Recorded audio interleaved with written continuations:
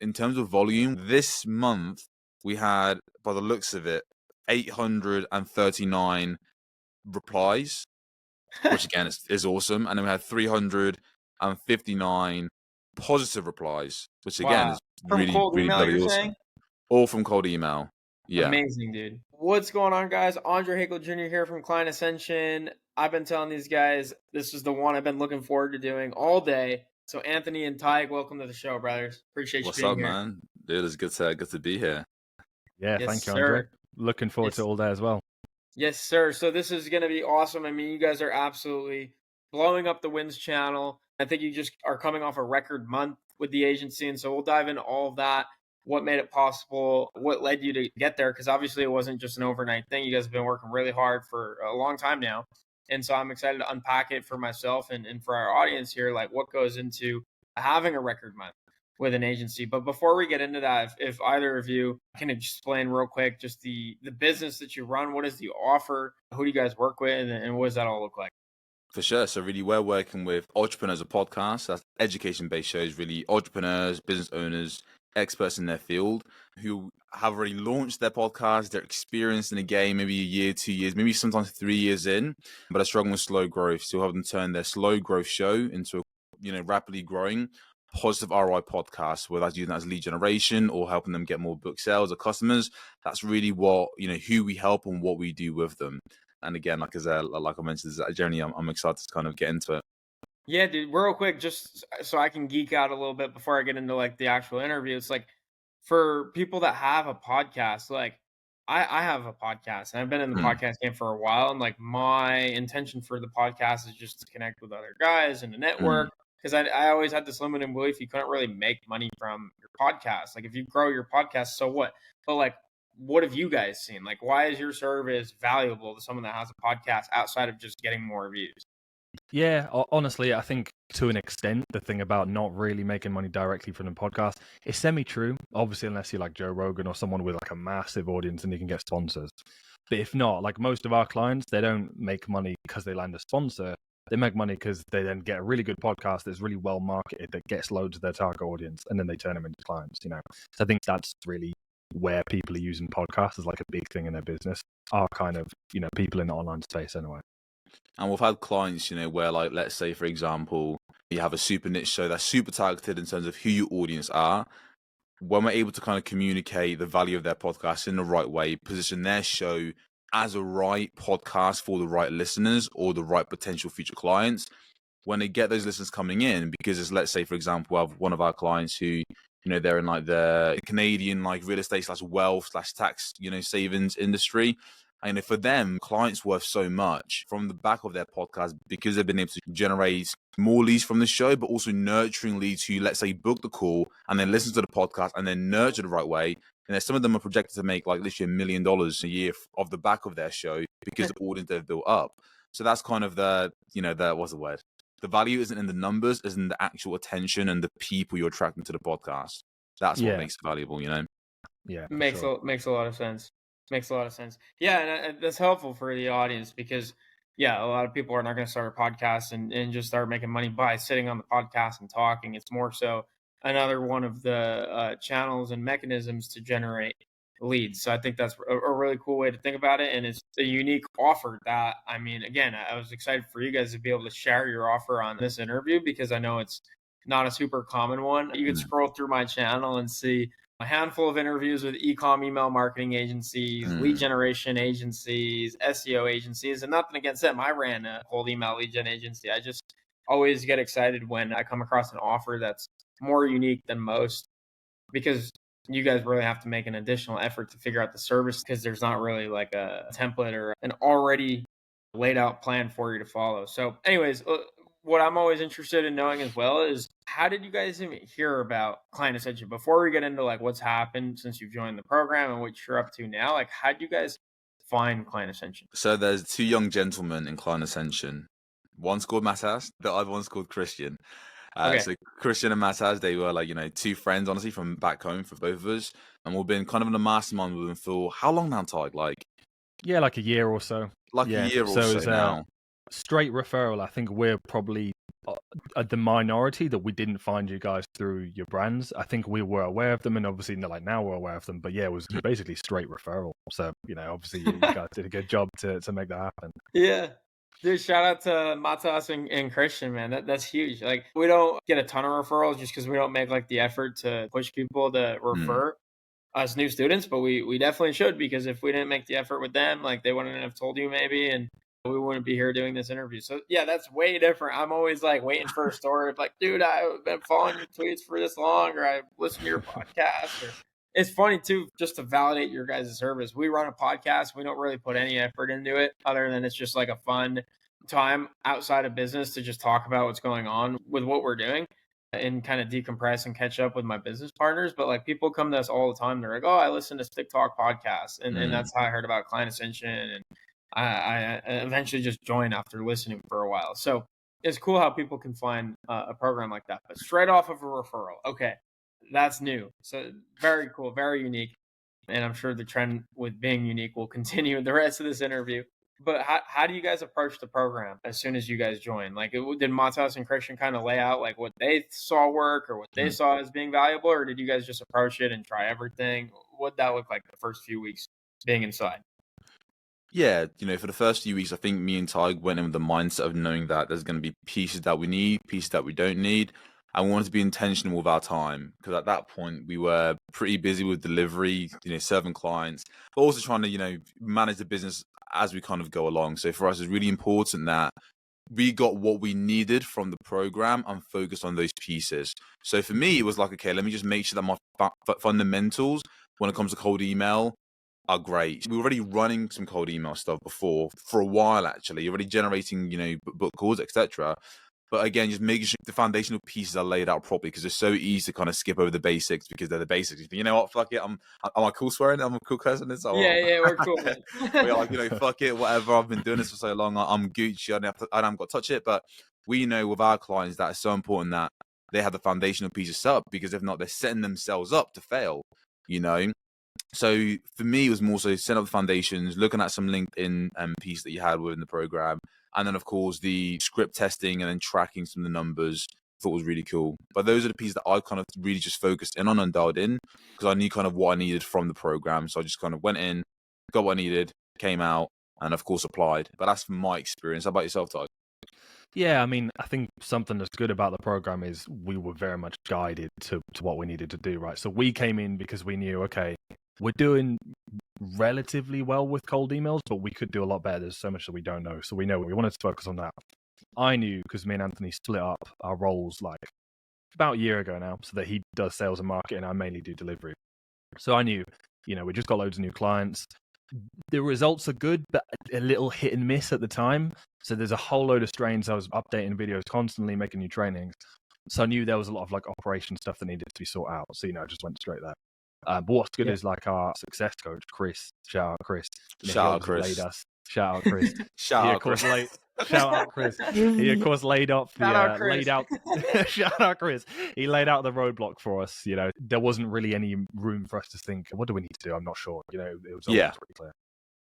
Yeah, Chris is a G, bro. Like, so for the audience listening, and what Anthony and Taig are mentioning here is the student success coach that every student in Client Ascension gets assigned upon joining.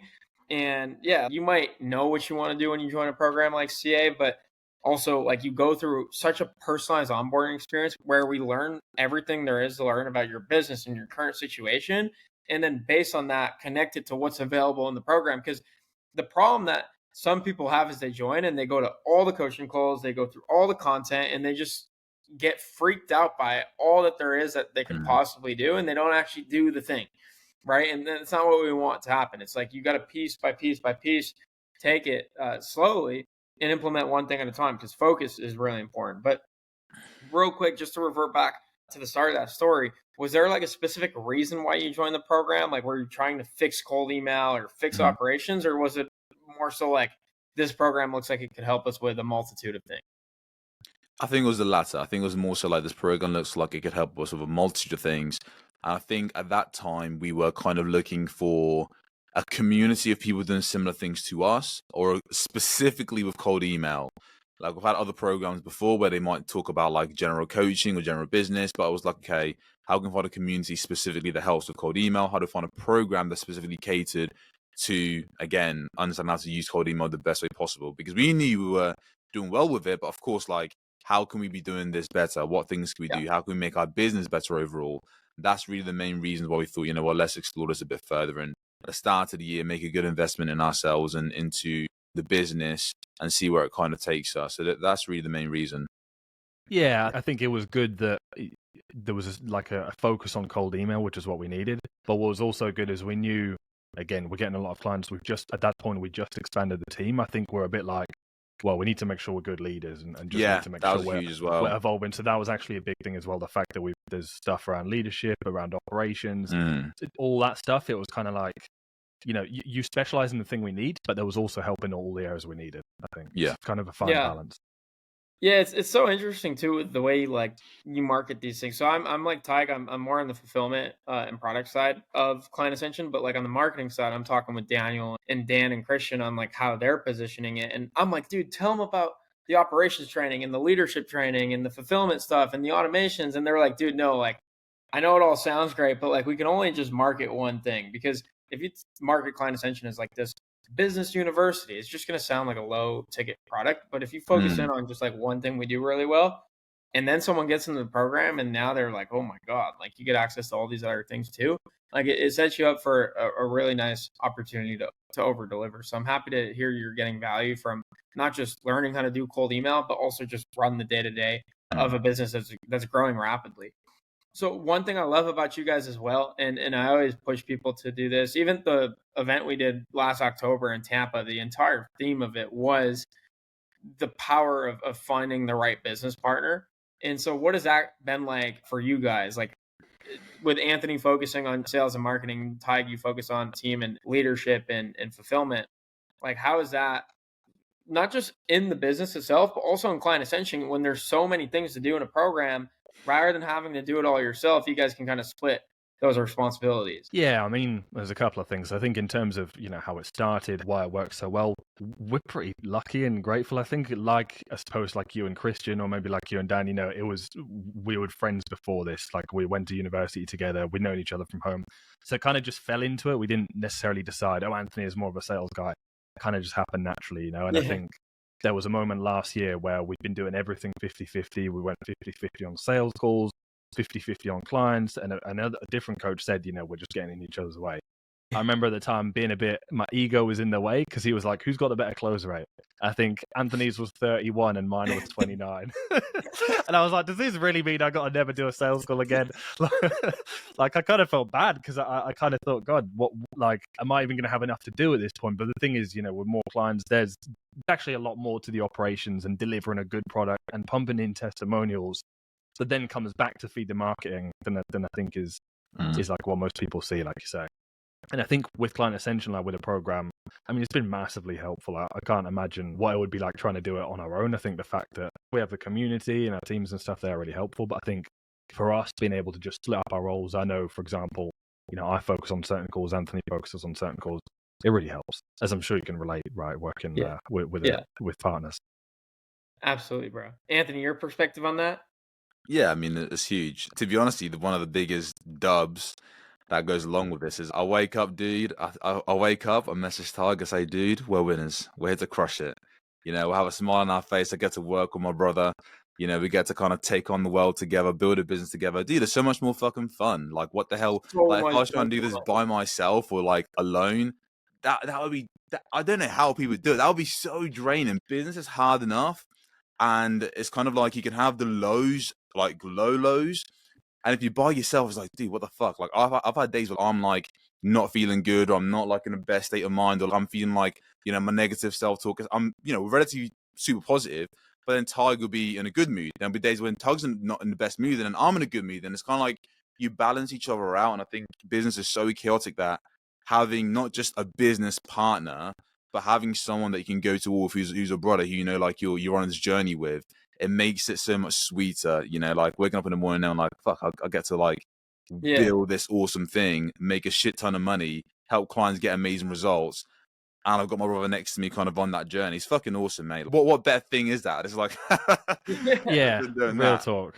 Real talk. Dude, for real, bro. I'm the same way. Like, you guys know this about me, but like, I have Christian and Dan and Daniel and even Oliver over at Liska. So I'm all about business partners. And yeah, dude, like, I remember when we first moved down to Tampa, it's like building businesses with your best friends. And like, Dan is my cousin that I grew up with. So like, he's Mm. been around forever, but Christian's like our homie. So like, we were homies before business partners, and just being able to build a business with guys like that is so rewarding, because even with the lows, right? Like, we're all experiencing the lows together, and we can all hold each other accountable to like lock in, because it's so easy. The example I always explain this example is like going to the gym. Like, sometimes I'll go to the gym and like I'll start my workout, and then halfway through I'm like not feeling it. I'm not finishing reps fully. I'm not even Mm. finishing the workout fully, because it's just me there. Like, no one's watching and holding me accountable to doing it Mm. other than myself. But like, if I go with Dan and he sees me starting to get weak at the end, he's like, bro, like, pick up that shit. Like, let's go, bro. Like, let's go. And it's the same thing in business, bro.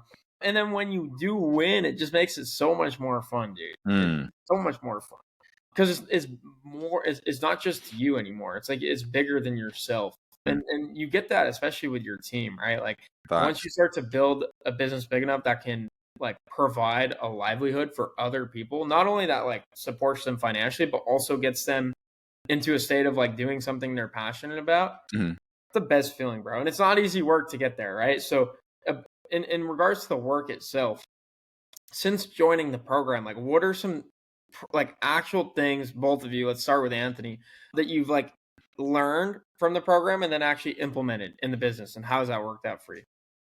Yeah, so I think the first one was kind of like just getting a VSL, Yeah. having the VSL, putting that into place, something so simple, and having the program. Nick did a fantastic job of actually breaking down the steps, making it super easy to follow, making it not overly complicated, applying it, and then having actual prospects and leads come through, view the website, and then book in straight away on the call, which helped a ton.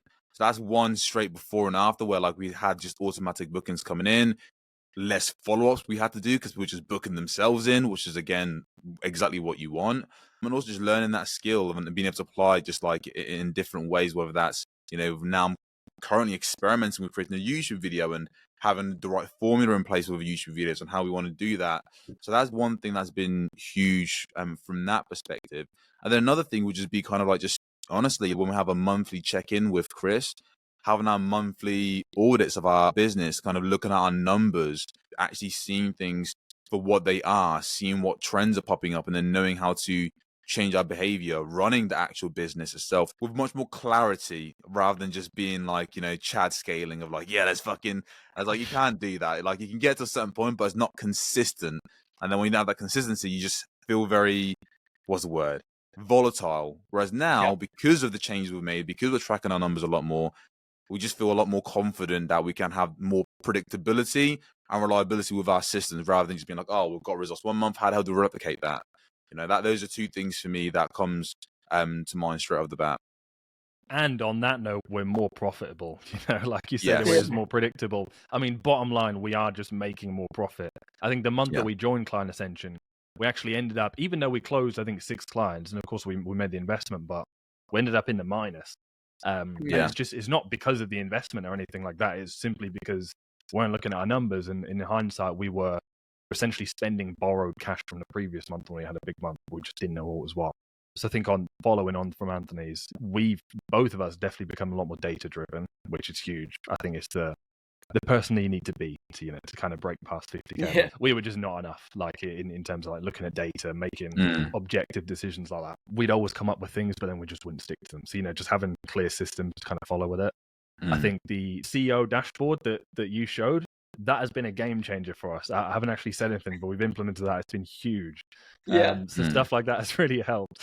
Bro, so real quick on the CEO dashboard, it's so helpful. Like, these tools that seem simple of like, oh, just track how many calls you book and how many emails you send and how many opt-ins you get to the website and how many case studies you collect in the month or how many reviews you get online. It's like simple, but there's a psychology behind it. And you guys can probably relate when you see, a call on calendar coming up with Chris. It means, oh shit, like, we're going to talk about our numbers. And all of our egos start to raise a red flag is like, we don't want to, miss our numbers in front of Chris or even in front of our business partner that's not looking at our numbers every single day. So by the time that meeting's here, I better have my numbers figured out. And so what do you do in between? Like all the things that you need to do to get those numbers where you want them to be. And so it like causes this like psychology of you're going to have to share your numbers coming up. And so you do the things in between to make sure your numbers are actually where you want them to be. It's like an accountability thing, right? Yeah, it is. And I think like seeing the numbers, how I would like to imagine these things as kind of like, basically being caught with your pants down. Like you're basically naked in a field and you're like, yeah, I mean, this is what our business looks like in its raw form. That's pretty awful. It doesn't look great, Yeah. And having just a look at reality of like, okay, these are what numbers are like, here's what they need to be. And then having clear steps of like, here's how we're going to fix it. It makes a huge difference. And you mentioned it's playing on ego and keeping yourself accountable because, all business owners, we all think we fucking, know more than we actually do. Our ego sometimes get in the way. But funnily enough, this uses your ego against you, but in a positive way. Yeah. It's like this weird, like reverse Uno thing that's going on here. But and like it works the ego's brilliant. good in this situation because it's going to make you do the work so that you don't get embarrassed. That's it. Yeah. It's awesome, dude. Yeah, not to interrupt you, Taig, if you want to continue with your thought there. No, I mean, that was, I think I was saying, obviously being very data driven, just actually knowing our numbers. And I think that's the kind of thing that when you say it, it just sounds like something you can just go and do. And there's been so many times before we thought, okay, cool, let's just think about KPIs. It just doesn't fucking work like that, So again, having the right systems, it just makes that happen, and not having the right systems just makes it not happen. As simple as that. So. Exactly. And then you could have the right systems and track the numbers. And then if you miss and don't know why you missed, or even if you hit the numbers but don't know why you hit the numbers, it's like you said, sometimes you just have people booking in through your website and you want to know why. And then there's not like a repeatable process, right? You don't know why someone booked in the first place, or you don't know why someone churned or why someone didn't churn. And then even further than that, it's like, what happens if you miss your numbers? Because that's a reality, right? We don't hit our numbers every time. It doesn't just work out perfectly. So do you say, like you make up excuses of why you didn't hit it? Or do you turn to a program like Client Ascension and be like, oh, okay, we missed our numbers on leads generated or calls booked last month. Let's look at our cold emails. Maybe we need to send more volume, or maybe we need to try new scripts, or maybe we need to make new email accounts, or let's look at fulfillment. If our churn rate spiked last month, was there something that our team did? Were we skipping our meetings? Were we not collecting end of day type forms? Like all these things that are taught within the program, how do you see those show up in your numbers? Because there's more to the numbers than just what you're seeing on that dashboard, which is so important. And that's where I think someone like Chris and the coaches in the community come in and can actually help point you in the right direction. Yeah, again, it's having that guide to just make sure we stay on track. Yeah, I mean, we'll move on, but there's two other things that just instantly come to mind. One is, I was just thinking about it in my head there. We've got 4 extra testimonials from clients, video testimonials, that I wouldn't have got if it wasn't for the little trick that you kind of showed. And we only implemented it a month ago. So that's definitely another thing I picked up. And then, honestly, just some of the team management things that you've showed. There's been things that I've implemented that the whole team, every single person, without me asking, has come back and said to me, this is really useful, thanks. This is really good because I'm getting more done now. So I think a big thing is you're just showing us how to get more out of our That's team. awesome. And ourselves, of course, so yeah. That's awesome, bro. It's funny. Today I've done 3 of these student spotlight interviews. I do them for fun, but like there's weeks that go on where I just forget to do them, or I'm getting behind on how many I said I would do that month. But then I looked at the CEO dashboard last week and I'm like, oh shit, like I haven't done one of these in like 2 weeks. And I told the guys I'd do like 4. And so I need to schedule a bunch. So I did 3 back to back today. And it's not because like I just wanted to do them. And I woke up today feeling like all excited, like let's do more interviews. It's like, no, because I just don't want to be embarrassed when I show up to that meeting with the guys and they ask how many student spotlight interviews I did. So this stuff works, right? And I'm happy to hear that. Again, it's not just information that you guys are consuming, it's information that you guys are implementing in the business, which is so cool.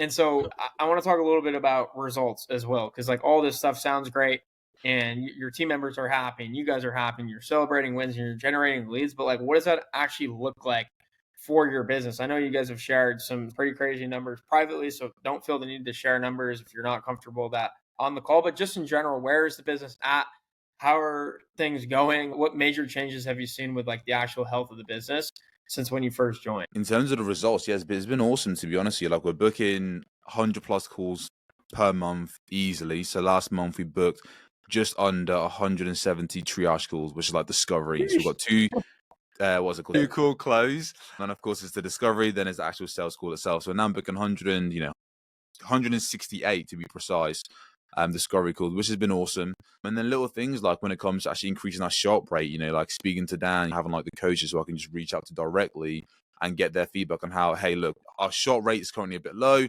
What do we do? How do we change that? And having our shop rates increase. In terms of volume, this month we had, by the looks of it, 839 replies, which again is awesome. And then we had 359 positive replies, which again Wow. is From really, cold really email, bloody you're awesome. saying? All from cold email. Yeah, Amazing, dude. Amazing. all from It's so cold cool. email. Like this is a testament to your guys' like success and confidence as business owners, is you can pull up the dashboard and know these numbers. Because bro, I can't tell you how many people I could ask that question to of, hey, how many emails did you send? How many replies, how many positive replies, how many calls booked? And they'd take a week to get me the numbers.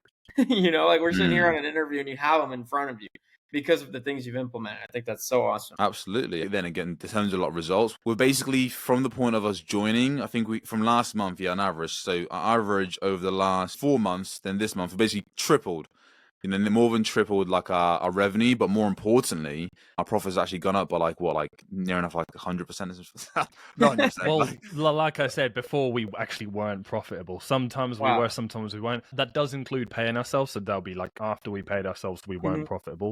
And like last month, I think it was over 70% margins. Which Yeah. is like brilliant, and our biggest month yet as well. On top of that, Wow, so it's just like, yeah, not just revenue going up, but like actually being profitable. Because it tends to go in the opposite direction. It's like the more revenue you do, the less of that revenue you can actually keep in profit, because it's just your inefficiencies revealing themselves at Yes. bigger and bigger levels. But for you guys, you've caught them early, and instead you're going in the reverse direction of that, which is so cool.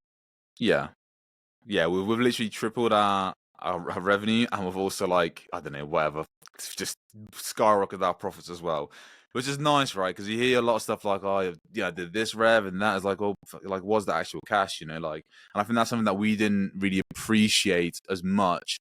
Until really understanding like, oh, okay, to scale things up and to go past, let's say a certain level, 15, 20K per month, let's say, you really have to be a bit more focused in terms of your numbers, understand the overall business health, and then just get really good fucking client results. Like, Yeah. it's not like it's as simple as that. Like, our clients are getting exceptional results. So that feeds, that feedback loop feeds in on itself rather than you just doing a bunch of different stuff. Like, I would always see people talk about this number, that number. I'm like, actually, like, but like, okay, cool, you're doing all that rev, but what's the actual cash? We're trying to, create an amazing service and trying to get rich as fuck at the same time and actually bring something amazing into the world and get paid help very well for it.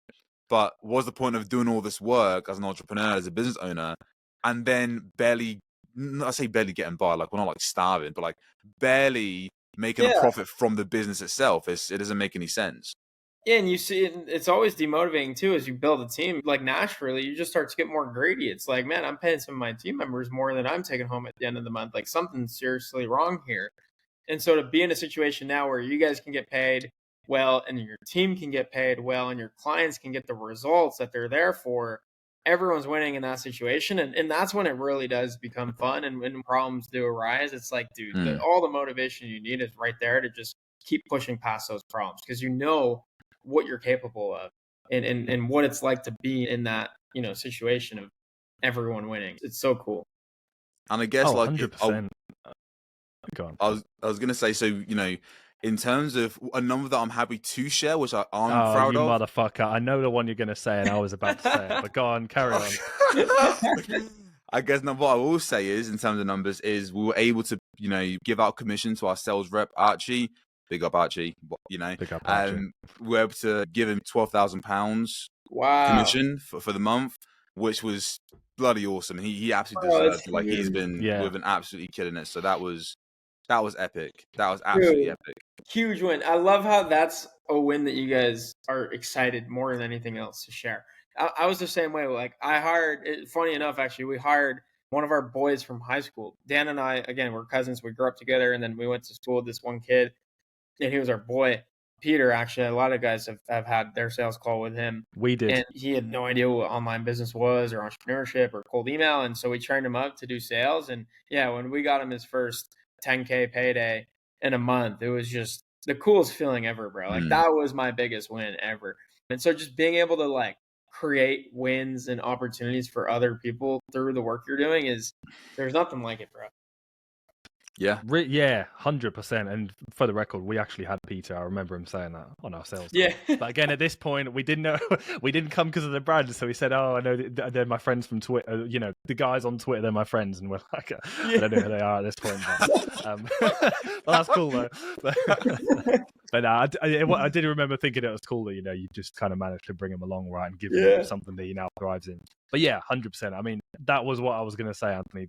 We paid Archie 12K, you know, it would be what, like $16,000, something like that last month, which was phenomenal. He was buzzing. We were buzzing because it's huge money for him. He was really happy about it. He's never made commissions like that before in closing so far. And even just like in other aspects of the team, you know, I think our assistant recently had like bad floods where she is. Like really, really bad floods, like parts of the building and stuff like that got messed up because of it. And, you know, just being able to just send her a huge bonus and just saying, hey, like, just cover it, it's fine.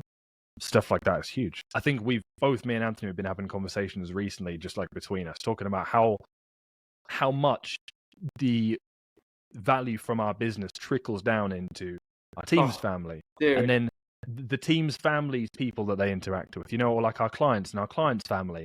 And then our clients' families, friends, and you know, just it's huge.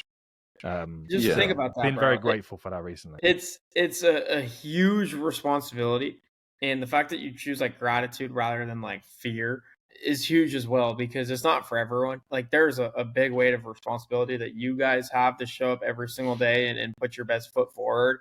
And I mean, that's where I draw all my motivation from, is like, it's not about me at this point. It's like I have business partners. I have over 50 team members all over the world. And then also when you run a service-based business, it's also about your clients, right? We have over 300 students in the program.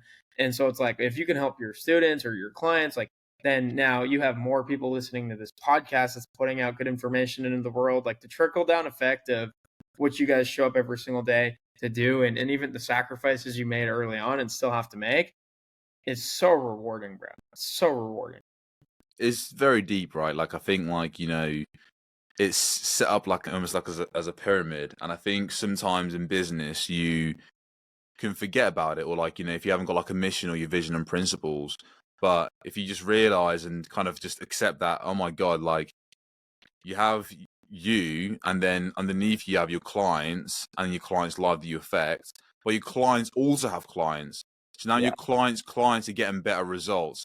But now your clients, their families are being fed because of what you did. And it's like, you can't see this shit. Once you start trying to visualize that and really process it, you're like, fuck yeah, it really isn't just about like us, it's about doing really good work, building something incredible, making sure your clients get amazing results, because that's the other thing as well. This only feels so sweet and feels so good to have these amazing, like, you know, achievements, because we're doing good fucking work, because we're actually working with incredible clients who we love and care for, because we're actually showing up for them. If we were just making a bunch of money with a business where we didn't like our clients, they didn't like us, and they're getting shit results, what the fuck are we doing? It's just empty. Yeah. It's like, what the hell, you know? It's having purposeful work and meaningful work to us it's just so fun, you know? It's so much fun. Yeah, dude. And there's limiting beliefs out there of like, oh, dude, like you have to work with everyone to make that kind of money and have that kind of profitability that you guys have. But like, it's just not the case. Again, if you prioritize working with the right clients, and once you have the right client, doing everything you can to get them the best results possible, like you're going to just continue to be rewarded with more clients like that. And so I think it's beautiful that you guys have that perspective, and it just makes me even more happy than I was before that you guys are getting the results you're getting, because I know the positive impact and the trickle down effect it's having. Just to kind of pivot a little bit here, just because when I do interviews like this, like, yeah, it's a case study interview, it's a student spotlight interview, it's for us, it's for you guys, but also for our audience, right? I want to make these entertaining and educational as well. And so like, while I have you guys here on the call, I might as well ask, like, to get the results you're getting, specifically with cold email, what have you guys seen work? Maybe there was something you implemented and overnight things switch, or was it incremental? Like, what are some keys to success for you guys now? Because you see it all over. Cold email is dead, and you can't get results without sending an unreasonable amount of volume. But here you guys are, again, coming off a record month with the business and not stopping anytime soon. In a lot of ways, thanks to cold email. What's worked for you guys? So I'm sure Anthony can speak more than me on this, but I know the thing that initially got us to a point where we started working well and that we both did together is, honestly, it sounds really like dumb and in plain sight, but just really understand our audience. You know, we did, before we went all in on the coaching, because we got into podcasting because we had like a KDP self-publishing business and we made books about podcasting, and then people started asking to work with us, and then that's kind of how we got into it. Even after making a couple of books about it and pretty much knowing our stuff, but in theory, not in like cold, hard evidence on clients. Before we started really getting paid clients, we interviewed 100 podcasters. So like the whole of February 2022, all me and Anthony were doing all day was just doing interviews with podcasters. Wow, Obviously, dude. just for free, we just offered to listen to their show and give them reviews, you know, on Spotify. We did about 50 interviews each, maybe a bit more. There were some no-shows. And we just sit and we talk to them, you know, what keeps you up at night? Where do you want to be with the podcast? What is your biggest struggle with the podcast? It was a long time ago. There's a ton of good questions, basically. And then I think there were some killer lines that we got from that everyone would say in terms of the way they describe their pain points. And then we just use that in our marketing, you know? And so before we did cold email, we're sending cold Facebook DMs, and these DMs were they're like 3 pages long. Every coach that saw it was like, that is way too long. Bro. But we got results with it because the copy was just that good, because we just knew people. And I'm not saying we're master copywriters, and you know, Anthony's a great copywriter. He's loads better than me now. But the message, we just knew the language of our audience. Yeah. You know? And we just really took the time to understand it. And I think it's easy for people to maybe see kind of like, you know, it can be glorified, get into it, get your first client this quick and stuff. What I don't see is, honestly, there's a lot of time that goes into really understanding how to talk to your customer better than other people out there, you know? Bro, that is huge. I mean, I don't even know if I'd be willing to do that. Like, that is such a commitment, bro. But now that I say that, like, surveying and asking your customers what they think, that's something we practice Client Ascension and ListKit. Like, we put an end of month survey out every single month to students in Client Ascension, asking, like, where are they struggling with? What do they need our help with? What would they like to see in the program that make it even more valuable than it is now? And dude, like, it's not like I'm sitting here all day just twiddling my thumbs and thinking, like, what's a great idea for Client Ascension? It's like, I don't just come up with these ideas.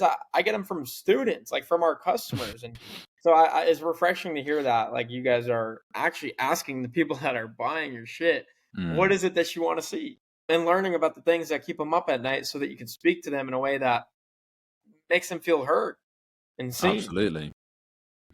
Yeah, no, I totally agree. I think that's just like, just start there. You know, if you're watching this right now and you're struggling with cold email specifically, or just business period, it's like, what's the first principles? Okay, understand what you're selling, who you're selling it to. Yeah. People have an idea of what they're selling, but they don't know who they're selling it to. So how could they make the best product for the people they're trying to sell it to? It doesn't make any bloody sense. And you're oftentimes left just guessing, or like, you're like, oh no, like, bro, like, I've sent out so many emails. Like, how many emails you sent?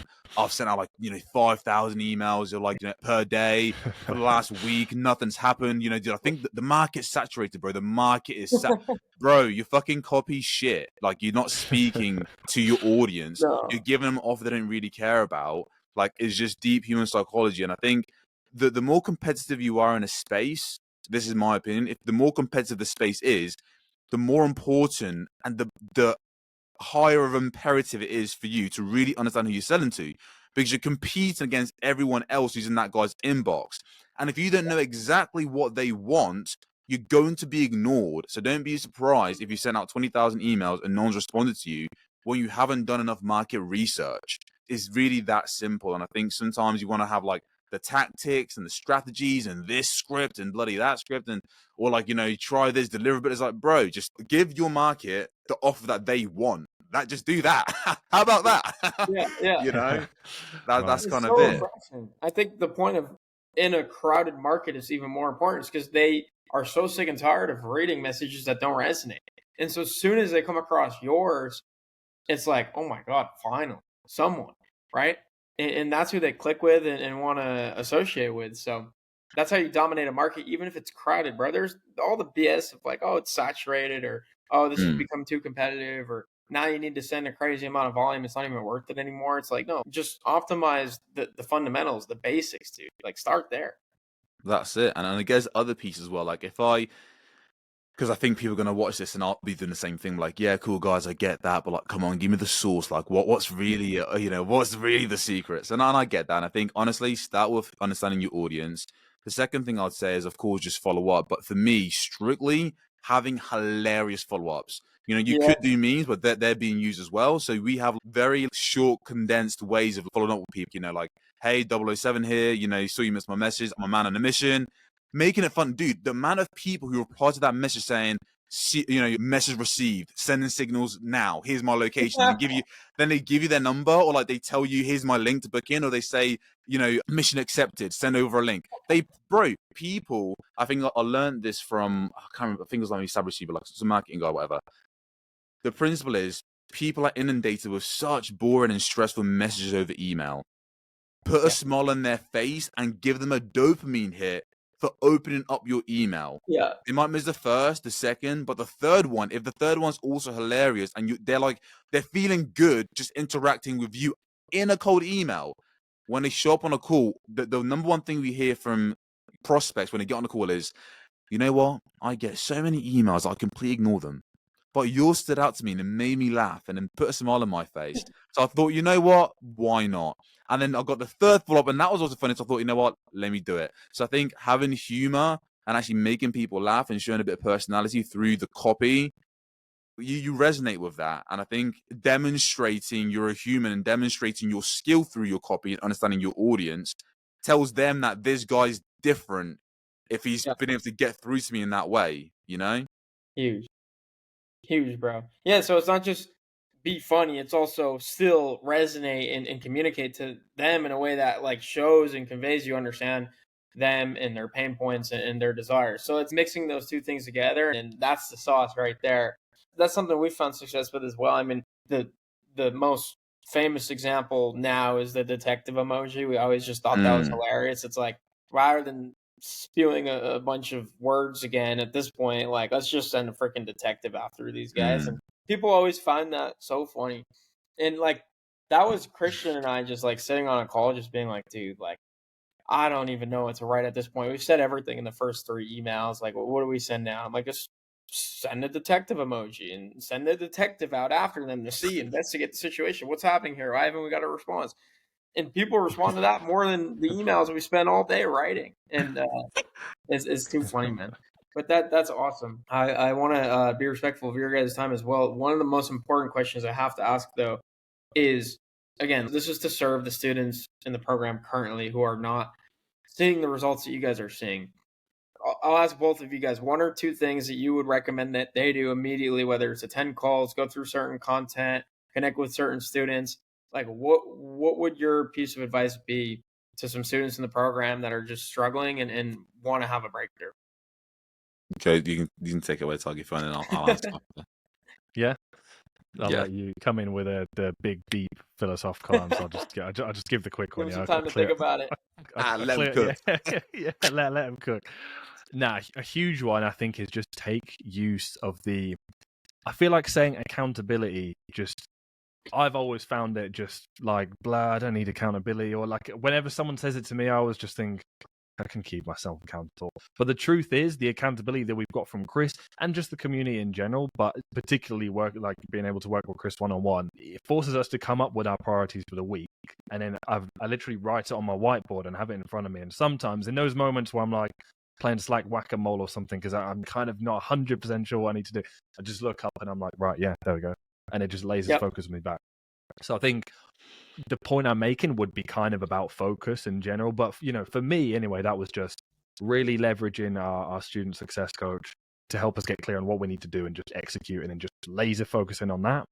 And just, taking the resources from Client Ascension, I need to help with that.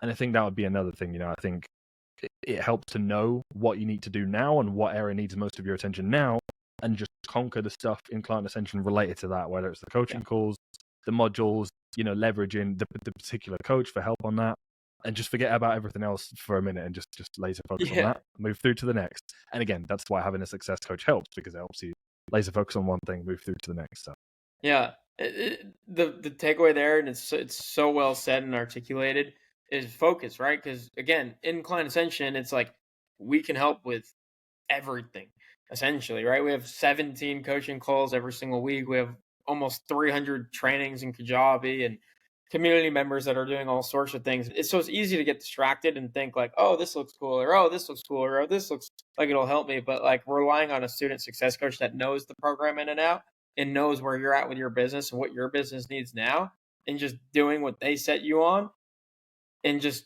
being patient with waiting until that's done until you do the next thing. It's hard to do, but if you can do that, I mean, huge. Love it, Yeah. bro.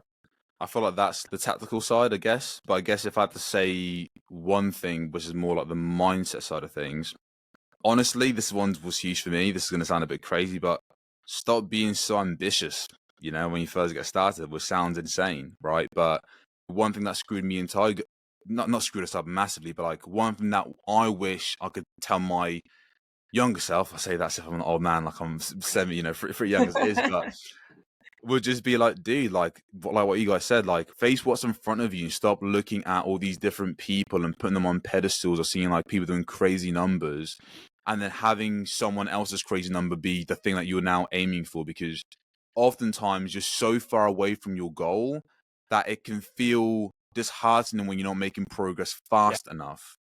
But if you're less ambitious and just tackle what's right in front of you and make winning your KPIs. Like that's been fucking huge for me. Like literally changing it to like I might have a mare week where I don't feel like great or I don't feel like my 100%. But if I've hit my KPIs, I know I've moved the needle massively forward, and I'm not just fixated on this massive outcome, which is really important. You can hold it, but have it in the distance. Like have it be loose, and then just put in the reps and the inputs needed to get to those goals, and have the KPIs. Hitting the KPIs be the thing you derive dopamine from, because I think it's so easy to just get trapped in like this whole like, oh, I got to hit this big number and this is like, bro, like you're so honestly, you could be so far away and like it's gonna cause you more pain because you're expecting it to happen faster when you're nowhere near it. And it's like, just be realistic with yourself and set those goals in place and take those actions day by day. Yeah, and I think it's almost like a defense mechanism. It's one of those psychology things, again, where it's like rather than doing the thing in front of you, it's easier to think about things that are not required right now, because it's just a way to put off what you know you need to do, right? And Yeah. it's a defense or an avoidance mechanism against what's right there in front of you. And like the best example of that is guys will join the program and they'll be like, "Oh, can you help me with automating my onboarding?" And I'm like, "Dude, you have no one to onboard. Like, why are you asking me about onboarding? Go get some clients, bro." Like, and like that's the perfect example. It's like you're not ready Yeah. to figure out onboarding until you get a client to onboard, and that requires you to focus on something completely separate than what you're asking right now.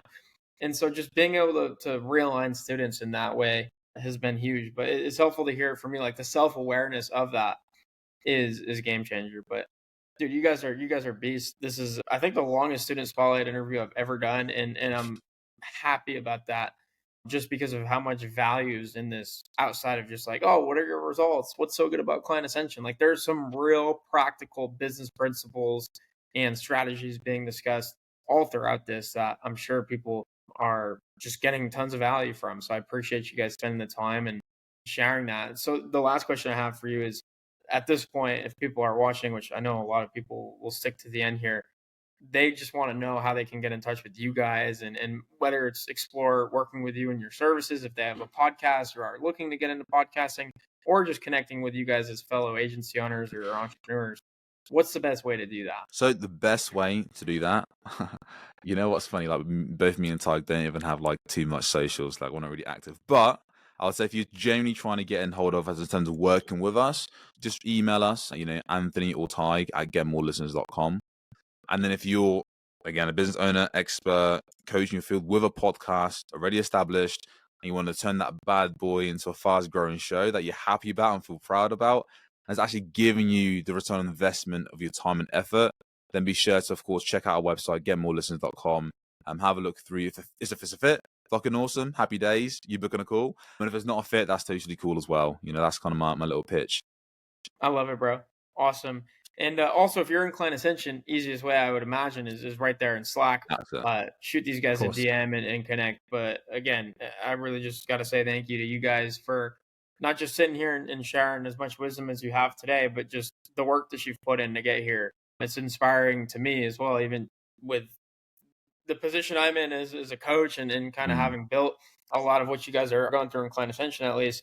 It's just inspiring to me to hear, like, wow, like implementing some of this stuff and the way you guys have done it so methodically and just like to the full extent. You're not half-assing this at all. Like the 100 interviews with the podcasters before you even had something to sell. Like, dude, there's so much gold throughout this. I'm excited to listen to it back. So, My man. No, I appreciate you, Andre. yeah, appreciate you guys as well. We'll keep crushing it. I'm sure we'll have you guys back on. We'll collab on some other things, but just keep crushing it in the community and sharing your wisdom with others and passing that down to your team and to your clients and everyone else. Keep doing Absolutely, good in the man. world. All right, boys. I appreciate you guys. Until next time. Peace, bro.